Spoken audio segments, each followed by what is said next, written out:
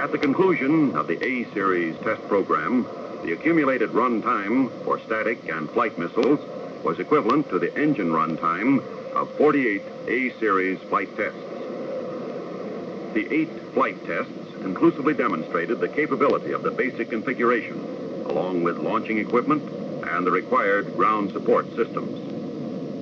As the A-Series program was concluded, static testing of B-Series missiles moved ahead in preparation for full-powered staging flights scheduled for the third quarter of 1958. These more advanced missiles were assigned the task of proving out operation of the full engine cluster with booster staging, command guidance from ground stations, nose cone separation, and solo flight of the re-entry cone to the target. The first of the advanced missiles received here was 3B, which arrived on April the 12th. This missile went through the normal inspection, calibration, and checkout at Hangar J and was erected in the service tower at Complex 11 on April the 29th. Included in this tower are provisions for demating the thrust section from the tank and for installing the nose cone. On May 31st, the second and third missiles, 4B and 5B, arrived at AFMTC. 4B will flight test systems refined from previous flight test articles. 5B is significant in that it will be the first to test the full design capabilities of the guidance equipment.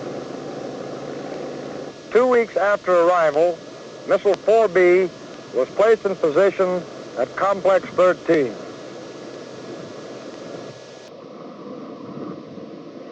At the end of the quarter, the first 2 B missiles were in place, ready for flight test. The re-entry nose cones are jettisonable and are to be installed on the missile 1 day before flight. Instrumentation includes a recoverable recorder, a 1-pound and a 4-pound SOFAR bomb, dye markers, and a CW beacon to aid in recovery. These Atlas flight tests are to be the first in which actual measurements are taken of the environment which exists when the nose cone re-enters the atmosphere at high velocity.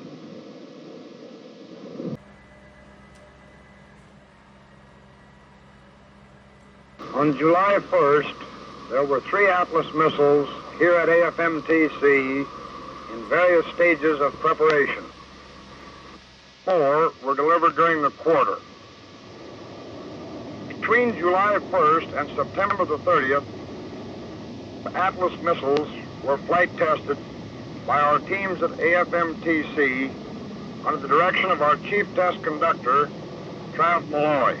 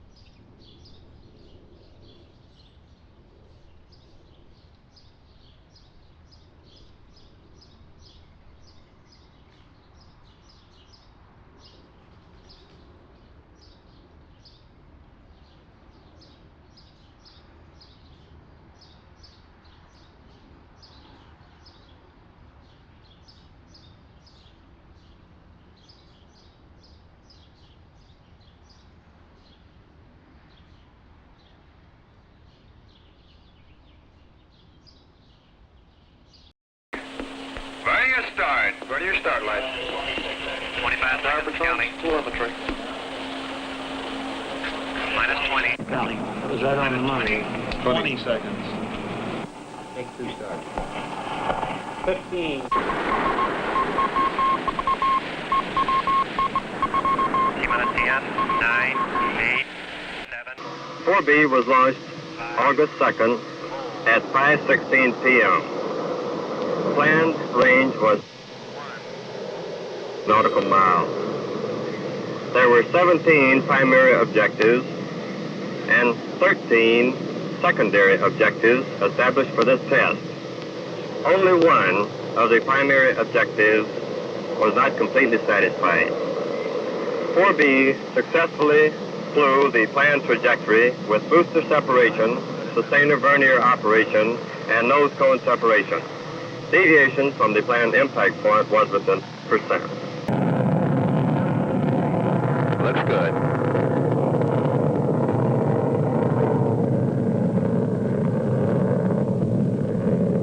Plus 60 seconds.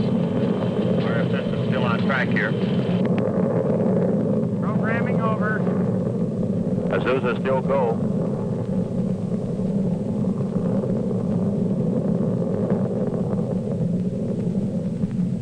Plus 90 seconds.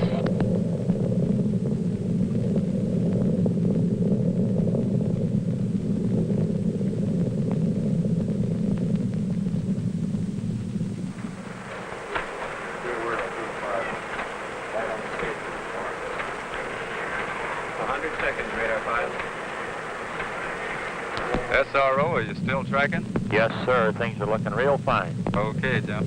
You got a real runner there. Good.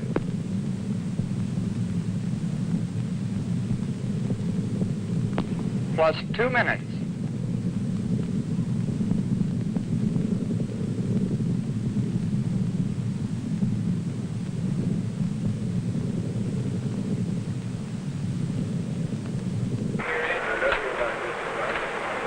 Impact prediction looks good. Just went behind the clouds.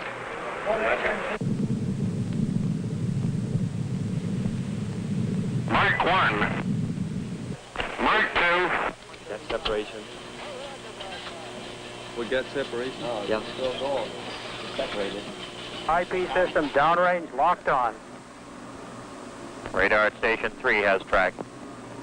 Plus 230. Radar at Station 5 has track.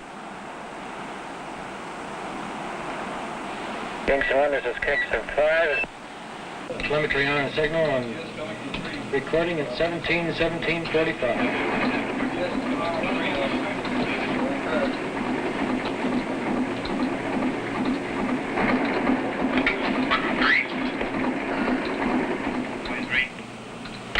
Impact prediction still moving out. On signal with 1718. How's the sustainer telemetering? Plus 330. Still have sustainer, still have verniers. Hot dog. Kingston 1, this is Kingston 9 at 1901. Impact prediction has stopped. Plus 4 minutes, 30 seconds.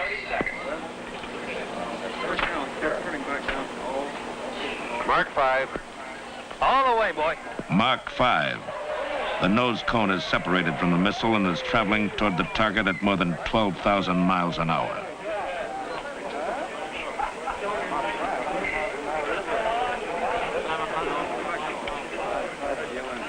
Kingston 1, this is Kingston 9 at 19 and 55 seconds. Kingston 9 Alpha advises telemetry on signal, recorders on. 1733, radar transmitters off. Kingston 11, Kingston 5, over. Go ahead, 5. This is Kingston 5 and our telemetry recorders off at 1733. Item Bravo as follows. William north. Item Roger, Dog Baker west. That's affirmative, and paragraph Charlie is green. Impact. On target. A selected point on the surface of the Atlantic Ocean.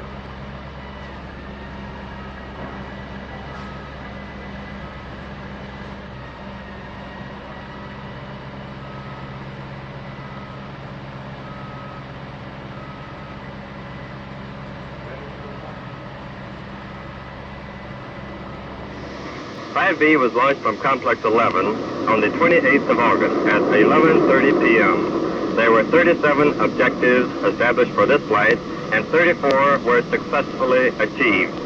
The remaining 3 were accomplished in part. Planned range was nautical miles. Azusa data placed the nose cone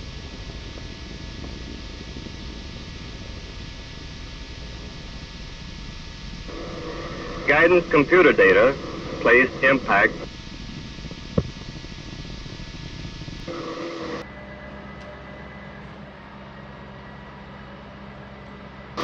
the Atlas launched this quarter was 8B. This missile was a refinement of former flight missiles with advanced objectives added to the test plan. 8B was launched from Complex 14 24 minutes after midnight on the 14th of September. The pre-established range for this missile was nautical miles. Performance of guidance equipment on this flight was completely satisfactory. Total flight time was approximately 26 minutes. Impact information obtained from 2 sources indicated an actual impact point within 1 mile of the target.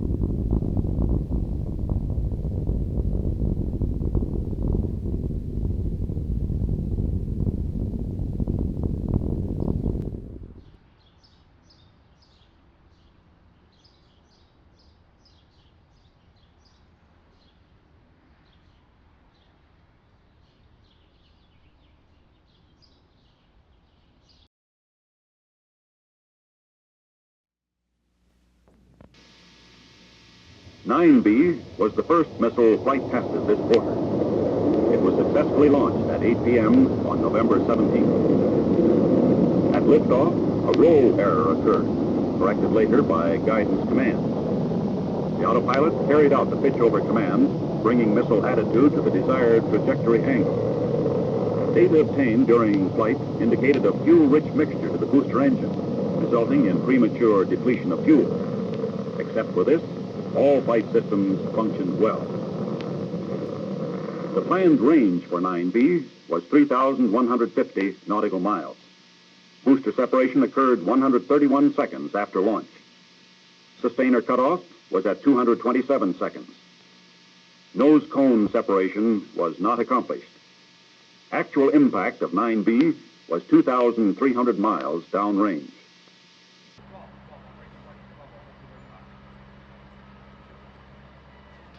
On 28 November 1958, the United States Air Force achieved the first completely successful full-range flight of an Atlas intercontinental ballistic missile. Launched from the Missile Test Center, Cape Canaveral, Atlas 12B was the 15th Atlas missile to be flight tested. Test objective of the flight was to achieve a nominal range of 5,500 nautical miles. This objective was accomplished with all missile subsystems performing satisfactorily. The guidance system generated all discrete commands to the missile, and data from 3 separate sources indicated that impact occurred at a point only 0.5 nautical miles to the left and 5.5 nautical miles long of the pre-selected target area. The telemetry system for this flight included 105 measurements, out of which 99 yielded usable quantitative data. Clean signals were received for more than 300 seconds. Planned range was 5,500 nautical miles. This first full-range Atlas flight was achieved 6 months earlier than had been predicted in 1954.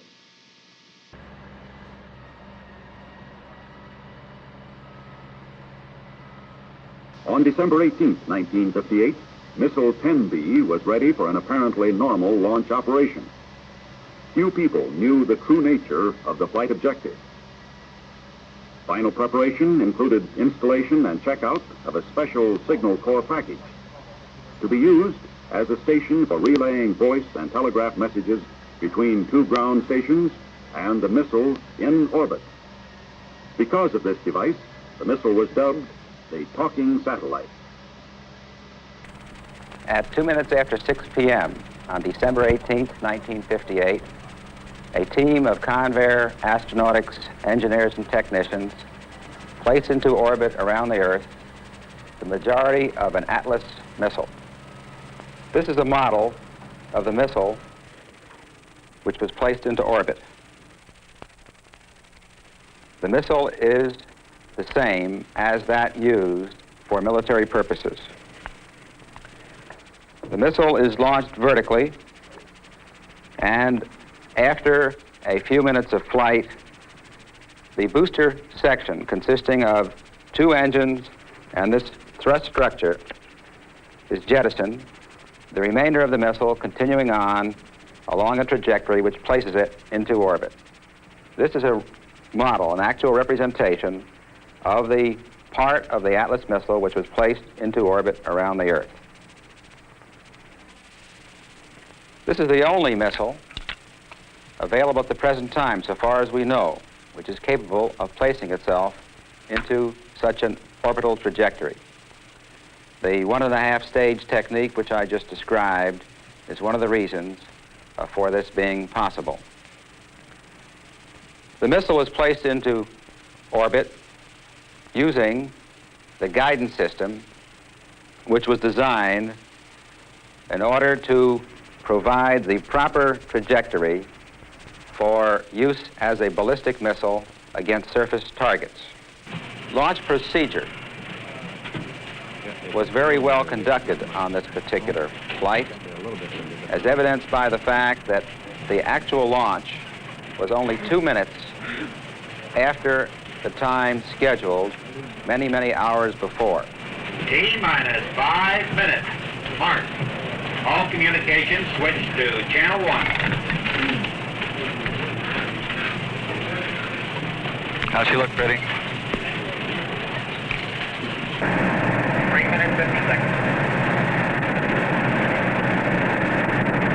T-minus 3 minutes. Mark. Dumping LN2, starting flight pressurization.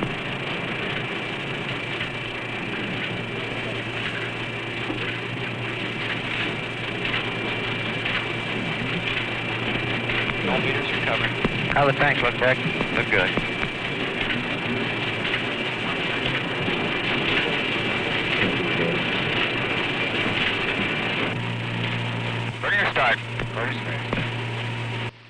One of the best-kept secrets in the annals of the ballistic missile program was the flight test objective of Atlas Missile 10B. No public release of information on the objectives was made until President Dwight D. Eisenhower announced that Atlas 10B was in satellite orbit, the largest American satellite to date. Missile launch occurred on 18 December 1958. Vernier, booster, and sustainer ignition and buildup were normal. Differing from other satellite launchings, the Atlas 10B was guided under power all the way into orbit. Atlas 10B, as a satellite, achieved a perigee of 98 nautical miles, an apogee of 795 nautical miles, within a period of 101 minutes. All of the flight test objectives were realized 100%. In a dramatic demonstration of the feasibility of utilizing an orbiting vehicle to relay messages, a pre-recorded Christmas message from President Eisenhower was beamed at the world from the Atlas. Subsequently, additional messages were relayed to and from the satellite. The successful launching and orbiting of Atlas 10B will undoubtedly be rated as one of the most significant milestones in the history of the development of America's space program.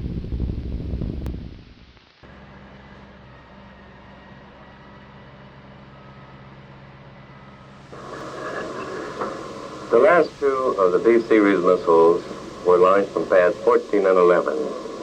The first to go was missile 13B on 15th of January.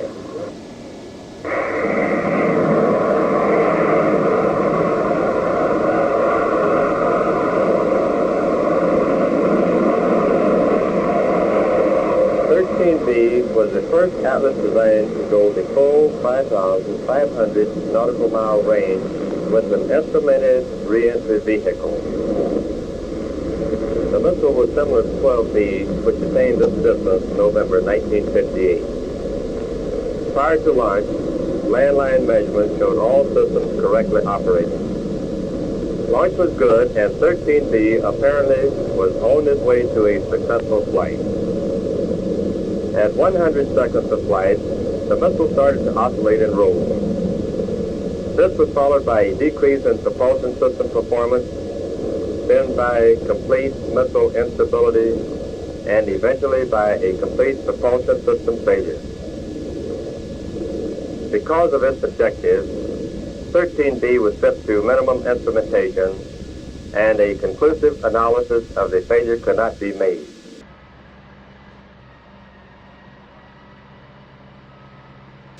The final launch of the B-series was on February 4th.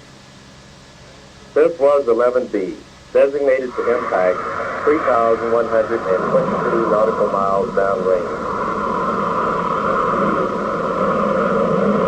The ignition, release, and liftoff went on schedule.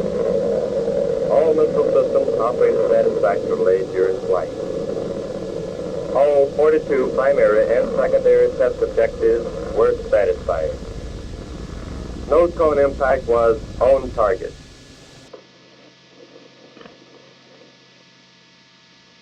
From July to the end of the year, there were 8 B-series flights, with effective increases in the scope of each test, leading to the first full-range flight, followed by the orbital flight on December 18th. This development program has brought us to a point where successful operational employment is assured. At the present time, our engineering groups are devoting most of their effort to the operational missile.